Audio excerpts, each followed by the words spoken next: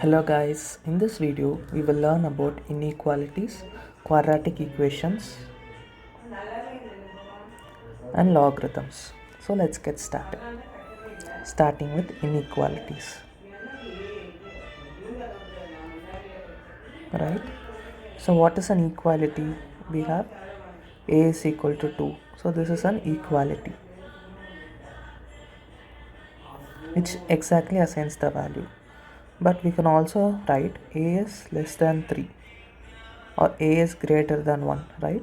Because this is equivalent to saying 2 less than 3 and 2 is greater than 1. So these type of equations are called as inequalities. So we can also say a is less than or equal to 2 or a is less than or equal to 3, a is greater than or equal to 2 or a is greater than or equal to 1. So this is also valid where we also introduce this equality. So we have these symbols, right? This is less than, greater than,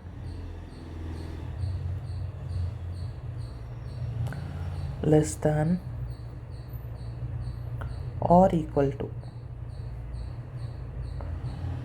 This is greater than or equal to. So the first two types of inequalities are called as strict inequalities because they are strictly saying less than or greater than, and these two are called as slack. They are a little bit loose in their definitions, so they are slack inequalities. So with this definition, let us see some interesting properties of inequalities. So first property, if a is less than b and b is less than c, then a is less than c, right?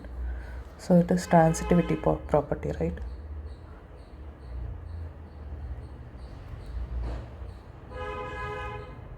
So this is also true for greater than.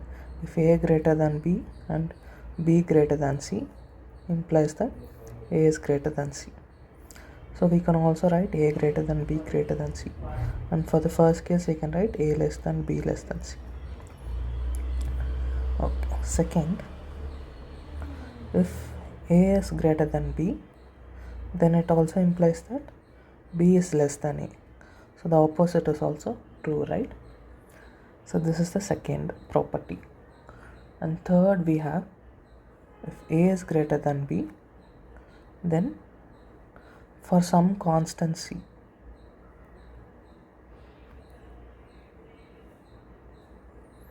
or it can be any c, right? For some c, a plus c is also greater than b plus c. So the inequality remains same if we add a same number to both sides. So this is the third property. Then fourth property we have, suppose let's say a plus b plus c is greater than d plus e plus f, then we can just shift any number from one side to other. So it's just in same as in the case of equality, right? A plus b plus c minus d is greater than e plus f. So it is same as equality. We can just transfer numbers. So we can take c also this side. A plus b minus d is still greater than e plus f minus c. So this way. So this property also holds true. Next, if we have a greater than b and c is some positive number. So what do you mean by positive number? C greater than 0. Then a into c is greater than b into c.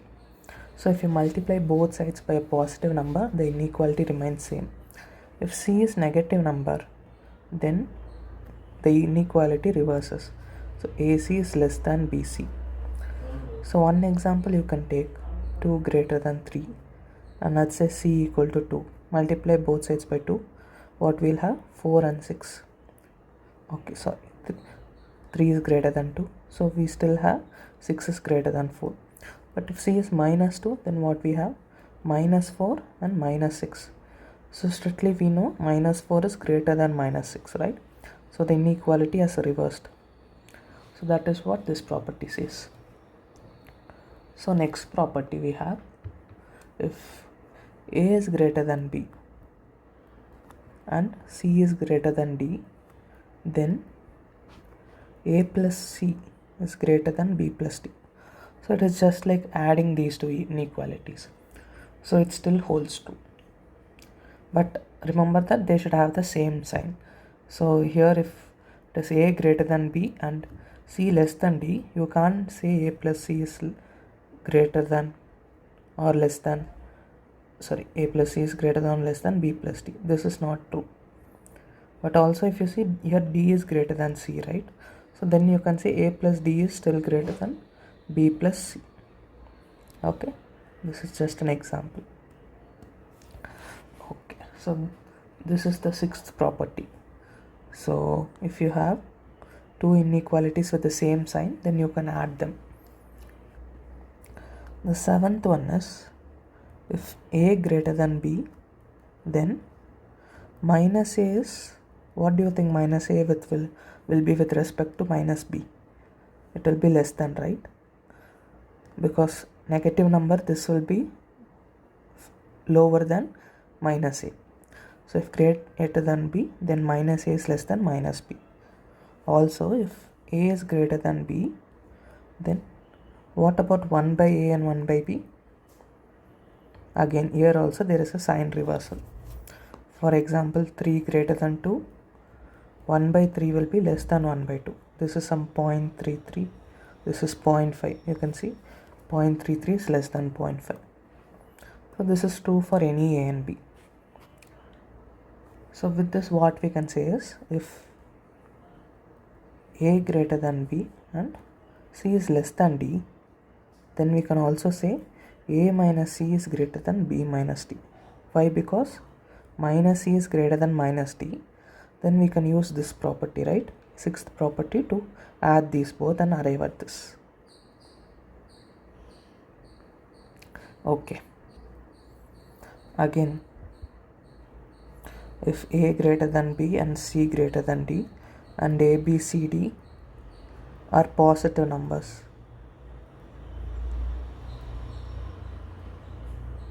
then their product AC is also greater than BD. Okay. So next what we have is, if A greater than B, then A power n is greater than B power n for positive A and B. Do you certainly need this positive A and B?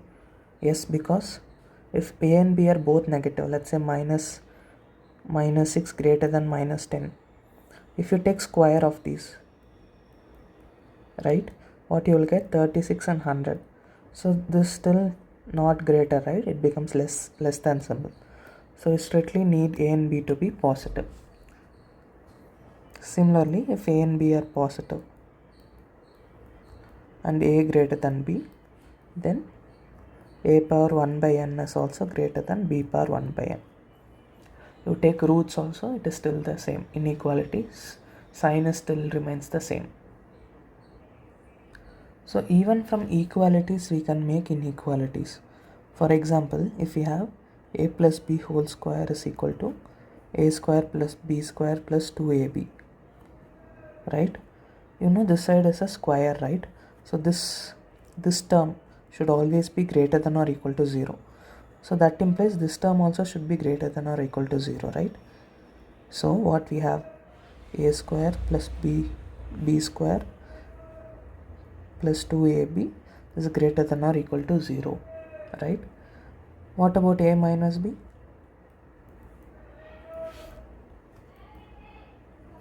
Still this is greater than 0. So this also must be greater than 0. So A square plus B square minus 2AB is greater than or equal to 0. A square plus B square is greater than or equal to 2AB. Right? Beautiful result, right? So here we have A square plus B square is greater than or equal to minus 2AB. So combining these both, we can write a square plus b square is greater than or equal to 2 modulus of ab. Modulus of ab again can be written as 2 into modulus a into modulus b. So a square plus b square greater than or equal to 2 into modulus a into modulus b. So this is a very beautiful result. So there are many such results. Maybe I can write some for you. So first result we already have. A square plus b square is greater than or equal to 2 into their magnitudes alone.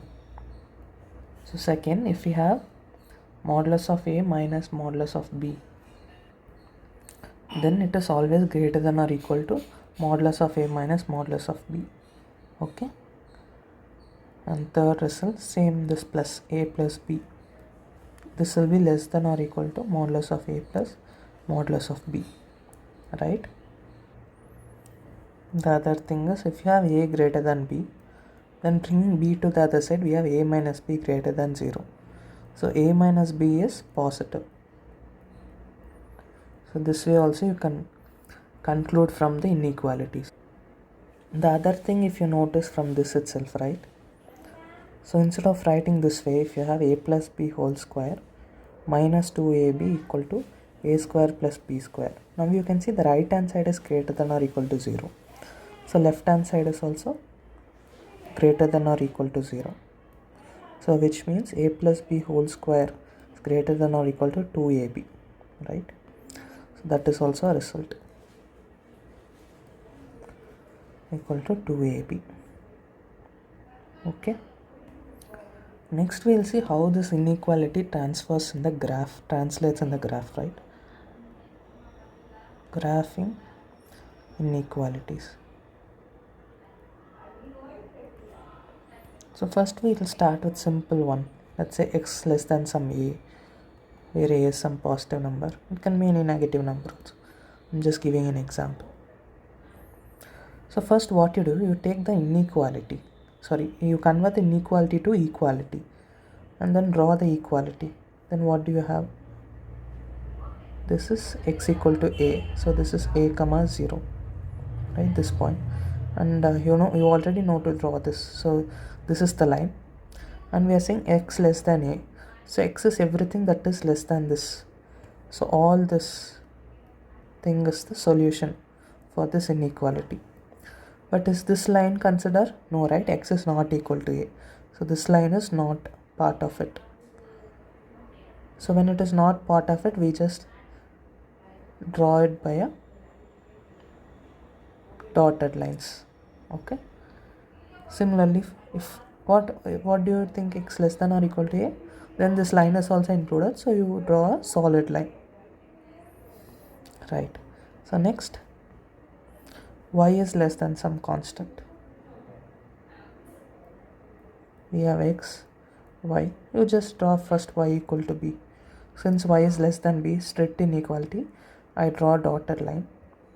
This is b. Then y is less than b. So everything below this line. Again, if y is greater than b, everything above this line, right?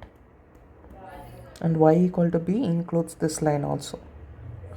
Similarly here also, this region is x greater than a. Okay, that is how you draw the graphs for this to visualize. Then anything, so y less than e power x. So what you do, first you draw e power x. How is e power x? It is like this, crosses at 1. Y is less than means it is below this line. So y includes all these points. Okay, greater than, it will include all these points. What about modulus function? Y equal to mod x. How do you draw that?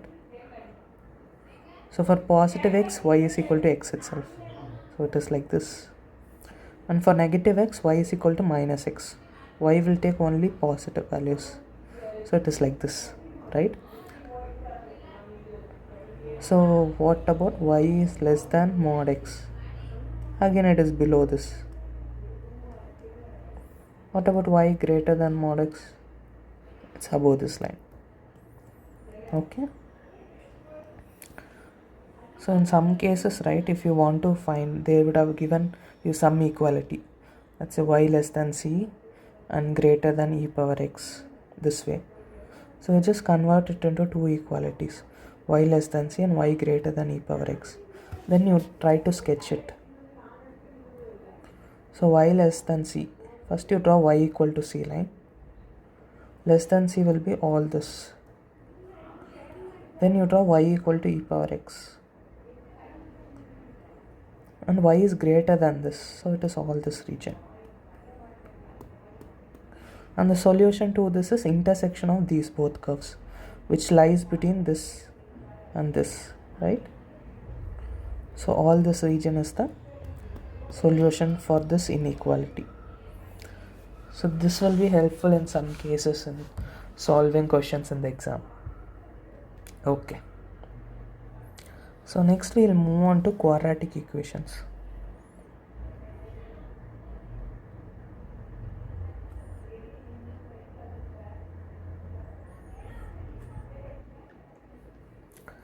So what is this quadratic equation?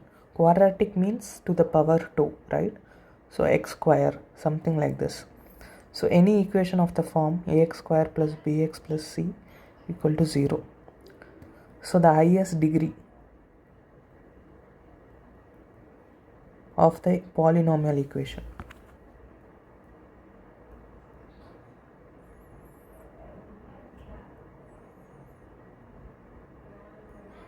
Just you can say degree itself. So degree itself means the highest power. Polynomial equation is any equation of the form a x power n plus a1 a n x power n plus a n minus 1 x power n minus 1 plus a1 x plus a0 equal to 0. So this is polynomial equation where it is of the form of powers of n, and n is some natural number. So this is called as polynomial equation, and degree is nothing but the highest power. So in this equation highest power is n. However, in this equation if you see, the highest power is 2. So the degree is 2, is called as polynomial. So with degree 2 it is called as quadratic equation. So with degree 1 it is called as linear equations. Polynomial with degree 1. And degree 3 it is called as cubic equation.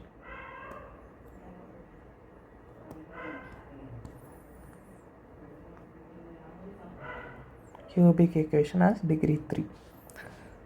So this is degree 2 and it's called as quadratic equation. So we want to find the solutions of this equation, right? So linear equation is something like this: a x plus 4 is equal to 0. So it's easy to find the solution of this. You just take x to the other side, you get x minus x is equal to minus 4. So quadratic equation, let's take for an example 4x square plus 2x plus 1 equal to 0. How do you find the solution of this, right? So there have been formulas derived for this. So maybe let's see one derivation of the formula. It is always good to remember the derivation, because even if you forget the formula, you can derive it anytime and you can solve the question. So you should all know how the formula came from. And also the more times you derive, the more times you can actually keep the formula in mind, right? So we have ax square plus bx plus c equal to 0. So what is our basic idea is we need to bring it to some form of x plus a whole square plus b equal to 0. So if it is in this form, then we can write ax plus a whole square is equal to some minus b. Let's say minus b is some positive number, capital C. Then x plus a becomes plus minus c. Then x becomes minus a plus minus c. So basic idea is to bring to this form. We'll see how we can do it. So to bring something to this form, what we do, we first bring it to the x square form. So we divide entire thing by a. So x square plus b by ax plus c equal to 0. So when a plus b whole square comes, we have a square plus b square plus 2ab, right? So we have x square as a square term. So we have this term, and this is something like 2ab, right? Because this is something like x. So 2 into x into b is equal to b by a into x. So this b and this b is not same. So let's take this as capital A, capital B.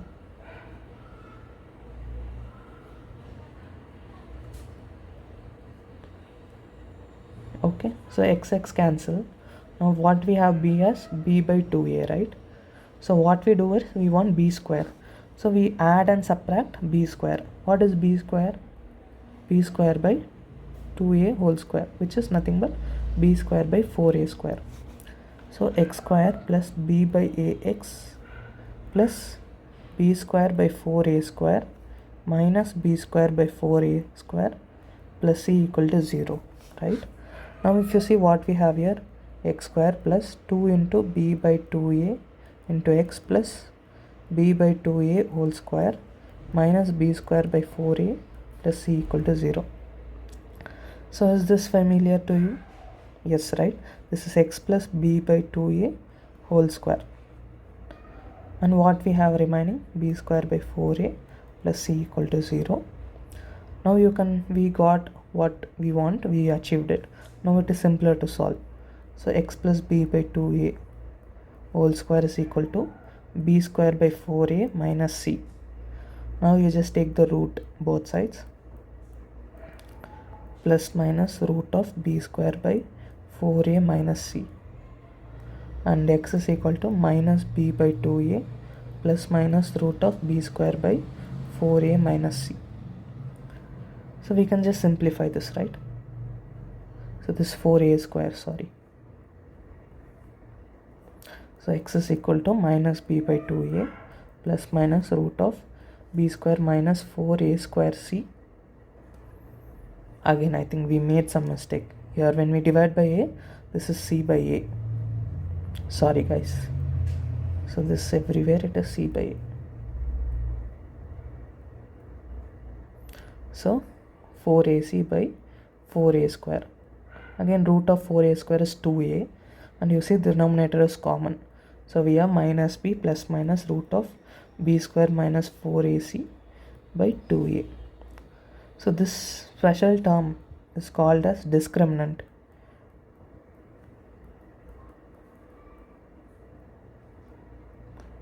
So we'll next see how this discriminant is used to find the roots. So x is nothing but minus b plus minus root d by 2a. And what was the equation itself? Ax square plus bx plus c equal to 0. So using bac we can find d. Then we can just substitute b, a and d in this equation to get x. So how many roots did we get? 2 roots. So quadratic equation has 2 roots. So polynomial of degree n has n roots. So it can be real or imaginary, but it has n roots which can be real or imaginary. Okay. Now we'll see how to find if the polynomial, if this quadratic equation has real roots or not, based on the discriminant value and the a value. D and a we can find. So first case is if d is less than 0, then you see we have a root of d. If d is negative number, then the root becomes imaginary, right? It is no more real, like root of minus 2. It is no more a real number. So then the roots are imaginary. Okay, second case. This is only based on d alone. Okay. Second case, if d is equal to 0, then what we have? D is equal to 0, then x becomes minus b by a. What is the other root? The other root is also minus b by a itself. Okay. So this is of the form x plus b by a whole square equal to 0. So for this, 2 roots are real and equal.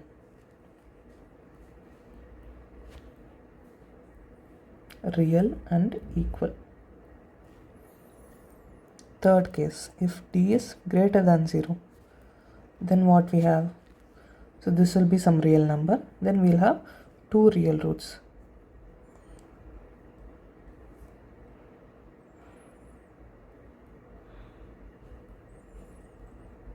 Okay, so previously we saw how quadratic equation behaves, right? We took some function, some x square term. We saw it was a parabola, right? In the graph, it was a parabola. So now we'll see how ax square plus bx plus c equal to 0, how this turns out based on d and a value. Okay, how the shape of the parabola and where does it lie. Okay, so first case is a greater than 0 and d less than 0. So for d less than 0, what did we say? The roots are imaginary. That means, so when there is a root present is f of x can become 0, right? When roots are imaginary, it means it does not intersect the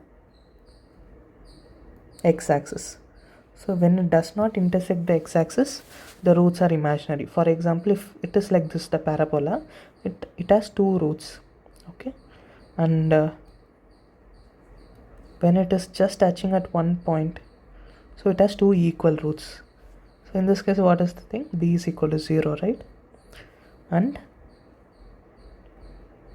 if it is like this, then D is less than 0. But it for a greater than 0, it can be like this or like this, anything, right? So how does it behave? So you can just go back to your y equal to x square. How does it open up? It opens top, right? So for any positive value of a, it will always opens top. So the x and the constant does not play any role in that. So for this case, the parabola will be open top and it's above the x-axis. Above x-axis and opens upward. Okay. So then it is easy for a greater than 0 and d equal to 0. You already know from what I said. Yes, correct. It just touches at one point and opens upward. And what about a greater than 0 and d less than 0? Sorry, d greater than 0. Right. So it intersects like this. So this can be anywhere. I'm just drawing it here. It can be here. It can be here also. So it can be anywhere. Okay. So what are the two roots? This x equal to these will be the two roots. Let's say alpha and beta are the two roots that way. So fourth case, we saw a is greater than 0. What about a is less than 0? So a less than 0, it opens downwards. It is similar to y equal to minus x square graph. And d less than 0. Again, what do you expect? It opens downwards and does not intersect the x-axis. What about the other two cases as well? It opens downward and touches the x-axis at one point. And the last case opens downwards and touches the x-axis at 2 points, alpha and beta, right? Okay guys, if this is clear, then let us jump into the final topic, logarithms. So before going to logarithms, we need to see about exponents. So a power x equal to some m. So a is called as base, x is power or exponent. So we say a is raised to the power x and that value is m. For example, 2 power 4 is 16, this way. So log is nothing but it is inverse of exponential function. So log is also defined as sum a, okay, sum base a, and m is equal to x. So what we have here, log 216 equal to 4. So it says how much time should 2 be raised to get the value of 16. So 2 power what question mark should give you 16. That is what logarithm is saying. Okay, so 2 power 4 should give you 16. So log 216 or log 16 to base 2 is 4, we say. So this is what is called as logarithms. So this base is also important when we are telling logarithm. So when we define e power x, the natural exponent itself, then we have what is called as a natural logarithm. So anything to base e is called natural logarithm. Okay, so log e to e is 1. What it means, how much power to e should be raised to get a value of e, right? E power question mark should be e. It's nothing but 1, right? So e power 1 is e. So anything log a is always 1. So this is one property, right? So first property, log a equal to 1. Again, this a should be always greater than 0. Whatever term we give here, right, it should be always greater than 0. Suppose we have log e a. So e power something should give you a, right? So but e power anything can never give you a negative number. As long as e is positive, it cannot give a negative number. If it is negative, then we can have positive. But usually this log is defined for positive numbers only. So both base and whatever term we put inside should be a positive number. So second thing, log anything e 1 equal to question mark. So what should we raise e to get 1? We know it is 0, right? Anything power 0 is 1. So this value is 0. So log to base anything 1 is 0. Okay. Again, we don't define the base as 1. We never see this. Why this is so? 1 power anything is 1. Correct? So we never in reality use log to the base 1. It is absurd to use it. So again here a is greater than 0. So next is we will see product log to the base a b into c. So what does this mean? A power something is equal to bc. We need to find the something. So what? This is log a bc, right? Let's consider log a b and log a c. So what is log a b? A power something is equal to b, a power something is equal to c, right? So let's take this as m, n and q. So but if you just multiply this, what you have? A power nq is equal to bc. So what it means? M is equal to n into q. This will not be n into q, right? It will be n plus q. Because product of exponential is addition, right? So m is equal to n plus q. So this is m itself, right? So that is equal to n plus q. So log ab plus log ac. So this is one important property. What about division? Log a b by c. If you had guessed it correctly, it's just dividing. So we'll have a minus sign. So it is log ab minus log ac. So you see base is remaining same. Only whatever is inside. If it is multiplication, it becomes addition. And if it is division, it becomes subtraction. Next, if we see log a m power n. So this is nothing but log a m into m n times this way, right? So that's nothing but log a m plus log a m n times. correct? That is nothing but n log am. So log a, m raised to n. If you have an exponential inside, then it will be a product, n into log am. Then we have base change rule.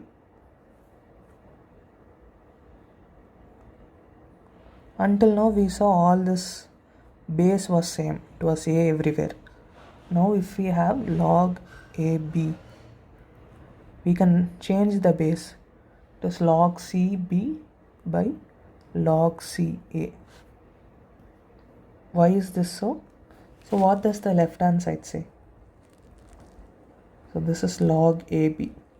It's nothing but a power something is b. Right hand side we have log cb. What is this? C power something is b. And what we have? Log ca is nothing but c power something is a, correct? So how do we relate it? You just substitute b here and a here.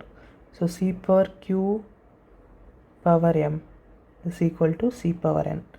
So c power qm is equal to c power n. So q into m is equal to n. So what is q?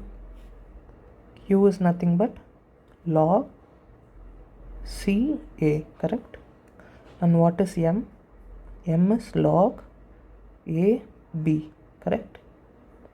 And what is n? N is log c b, correct? So what we have here? Log ca into log ab equal to log cb. So log ab is log into cb by log into ca. So that is how we arrived at this thing. Okay, maybe take 1 or 2 minutes, pause the video to take a look at it, how the derivation was done.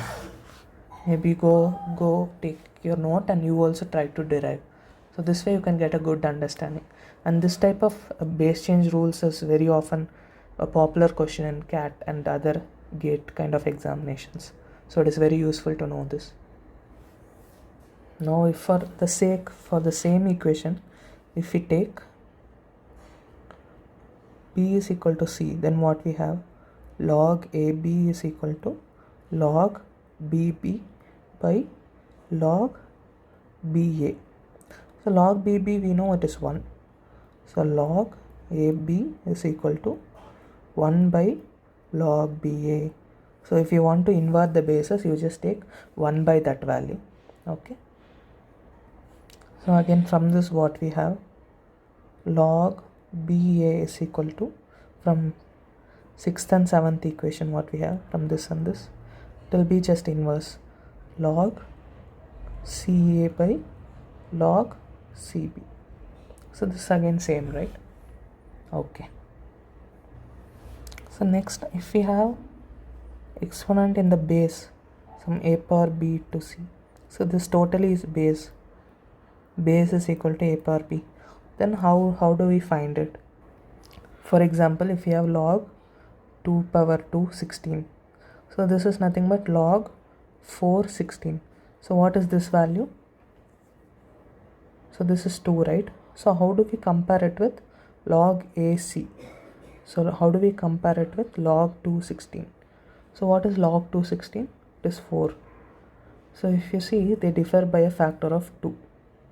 So this is nothing but divided by b. So this is how they are related. So this can be proved. So log a power b c is nothing but a power b into something is c, and log ac, this is nothing but a power something is c. So if you equate both, you get n is equal to b into m, right? What is n here? N is log ac, b into, what is m? M is log ab to c, right? So so log abc is equal to a power b into c, or log c to the base a power b is equal to log c to the base a.